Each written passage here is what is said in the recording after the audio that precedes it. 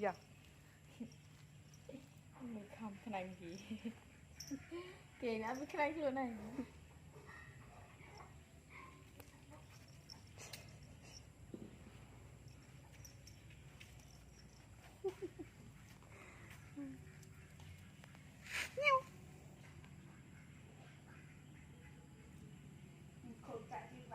ai dạ yo bạn tin